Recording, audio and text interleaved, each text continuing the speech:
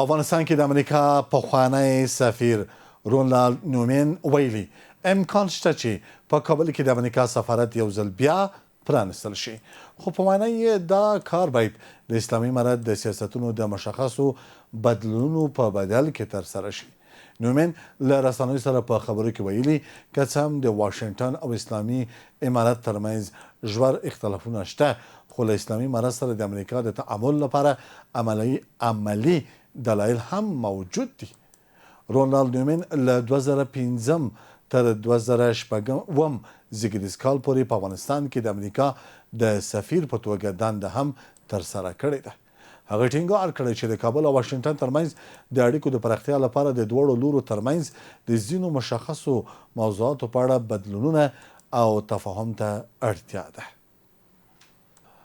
د امریکا له لوري پر ایران اقتصادي فشارونه په بېساري ډول زیات شوي.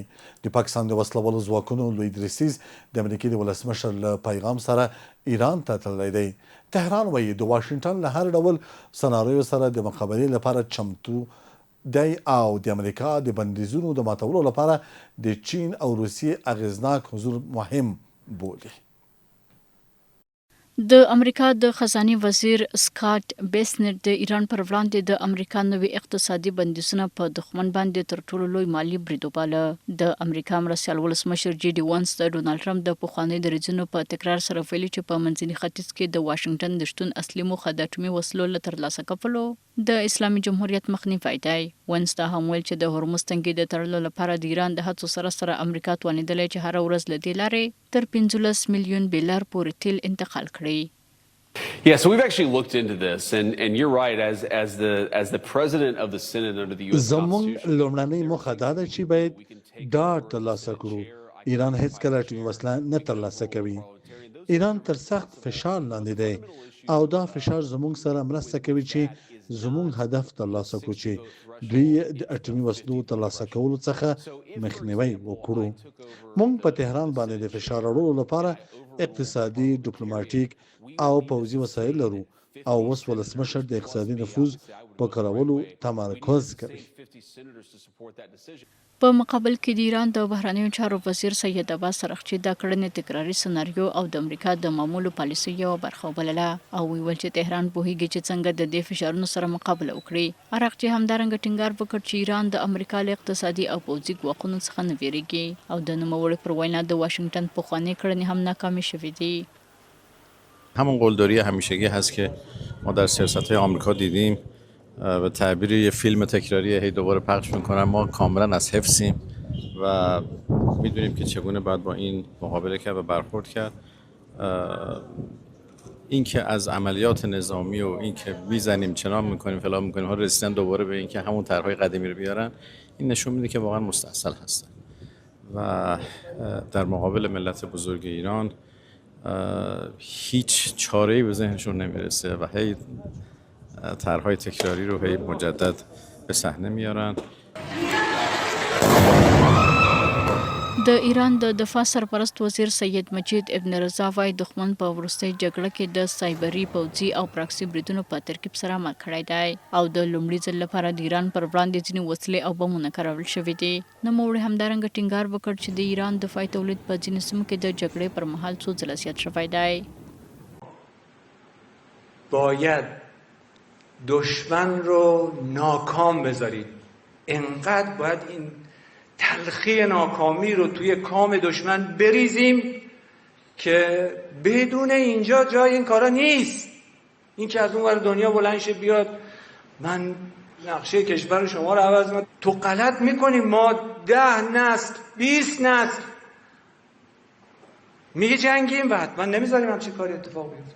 تنها راه اینه که با زبان زور به اینا بفهمونید که نمیتونن کاری که میخوان رو انجام بدن. د دې شخړو او پوځي فشارونو په منځ کې په تهران کې دوه مهمې ډیپلوماټیکې غونډې ټاکل شوې دي. لومړی د پاکستان د پوځ قومندان عاصم منیر به د اسلامي جمهوریت له لوړپوړو چارواکو سره د وروستیو پرمختګونو او د تاوتریخوالي کمولو پر لارو چارو بحث وکړي او بیا د عمان د بهرنیو چارو وزیر بدر ابو سعیدي به د ایران د بهرنیو چارو وزیر سید عباس سرخچي سره د سیمه ییزو او دوه اړخیزو مسلو په اړه مشورې وکړي. په کابل کې د ایران سفارت اعلان کړی چې په وروستیو میاشتو کې د افغانستان او ایران ترمنځ د وسپنې پټلۍ له لارې د توکو لیږد په پام وړ زیات شوی دی. د ایران سفارت زیاتوي چې د دواړو هیوادونو ترمنځ د توکو د لیږد کچه له نږدې 15,000 ټنو په میاشت کې نږدې 113,000 ټنو ته لوړ شوی دی. د ایران د وسپنې پټلۍ شرکت هم اټکل کړی چې د دواړو هیوادونو ترمنځ به د توکو د لیږد بهیر دوام وکړي او په یو کال کې به د وسپنې پټلۍ له لارې د انتقالونکو توکو کچه نږدې 1,15,000 ټنو ته ورسیږي. د تورخم د لارې له تړل کېدو نږدې 1 کال تیریږي، خو اسلامي امارت وایي چې د پاکستان پر ترانزیتي لارو د خپل انحصار د کمولو لپاره د سیمې او نړۍ له هیوادونو سره د بدیلو سوداګریزو لارو د پراخولو او پیاوړتیا هڅې زیاتې کړي دي. په دې وروستیو کې په کابل کې د ایران سفارت په ټولنیزه شبکه یا ایکس کې لیکلي چې د اورګاډ له لارې د افغانستان او ایران ترمنځ د توکو لیږد په میاشت کې له نږدې 15,000 ټنو نږدې 113,000 ټنو ته لوړ شوی دی. د ایران د اورګاډي شرکت وړاندوینه کړې چې په راتلونکي کال کې به د لیږدول شوي توکو اندازه له 1,000,000 ټنو زیاته شي. در شرایط موجود هر روزنه که به افغانستان باز شود میتونه اثر مثبت به اقتصاد داشته باشه. از آنجا که زده بند سیاسی که میان افغانستان و پاکستان است، گزینه خوبش میتونه ایران بوده باشه. البته معضل چابهار هم یک معضل است، این باید حل شود، ولی اجالتا میشه که به خود ایران ما دادستود داشته باشیم، به سود اقتصاد در دو کشور میتونه تمام شود. د ایران له لارې د توکو د لیږد زیاتوالی په داسې حال کې راځي چې د پاکستان د جان ورځپاڼې د ایران له لارې د افغانستان د ترانزیت کمښت راپور ورکړی او دای د خیبر پښتونخوا او پېښور لپاره یو جدي اقتصادي ننګونه بللې ده. د پاکستان جان ورځپاڼې په یو تحلیلي راپور کې راپور ورکړی چې افغانستان کې د اسلامي امارت له واکمنېدو 15 کاله وروسته د کابل اسلام آباد اقتصادي اړیکې د جوړښتي بدلونونو سره مخ دي او د پاکستان له لارې د افغانستان د ترانزیت سوداګرۍ کې چټک کمښت په تیره د خیبر پښتونخوا او پېښور لپاره په یو جدي اقتصادي ننګونه بدل شوی دی.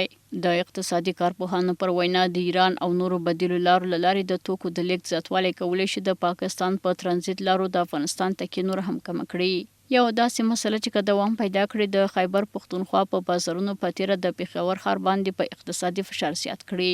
افغانستان قبلا متکی به واردات کشور پاکستان بود و بیشتر از 45% بازارهای افغانستان کلا توسط واردات پاکستان تامین میشد، ولی امروز افغانستان مصمم به این شده که بازارهای متنوع و بازارهای جدیدی را در منطقه برای خود ایجاد کند. دا په داسې حال کې ده چې اسلامي امارت هڅه کړې چې د سیمې او نړۍ له هیوادونو سره خپل اقتصادي اړیکې پراخې او پیاوړې کړي.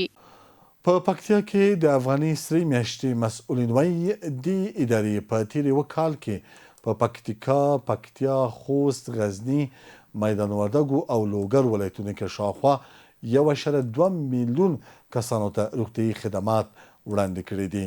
دوی زیاتوي په دې موده کې زرګونه له خوارځواکۍ سره مخ ماشومان هم د روغتیایي او تغذیو خدمتونو تر پوښښ لاندې راوستل شوي دي.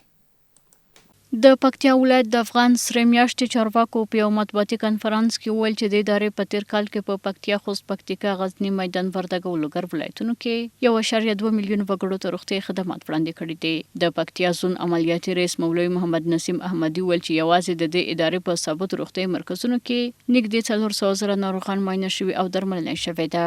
د چارواکو پر وینا دا مهال په دې شپږ ولایتونو کې 8 ګرځنده ټیمونه، 22 فرعي روغتیایي مرکزونه او 9 ثابت روغتیایي کلینیکونه فعالیت کوي او له 15 زیاتو خوارځواکۍ ځپلو ماشومانو ته روغتیایي او تغذیهي خدمات وړاندې شوي دي. مجموعه د دې ټولو 2,98,915 تنو ته موږ صحي خدمتونه په ثابت کلینیکونو کې وړاندې کړي دي. موږ عزتمندو په دې شپږو ولایتو کې ثابت کلینیکونه، فرعي کلینیکونه او سیار کلینیکونه لرو. د پکتیا ولایت په سطح باندې موږ 4 روغتیایي مرکزونه لرو چې په دغو 4 روغتیایي مرکزونو کې مختلف خدمتونه ترسره کیږي. موږ دغو روغتیایي مرکزو کې OPD برخه لرو، سوی تغذیه برخه لرو، د واکسینو برخه ده او صحي تعلیمات دي. نو مجموعي توګه باندې په دغو 4 مرکزو کې تقریبا 1.5 لک مریضانو ته په تیر کال په جریان کې خدمت ترسره شوی ده.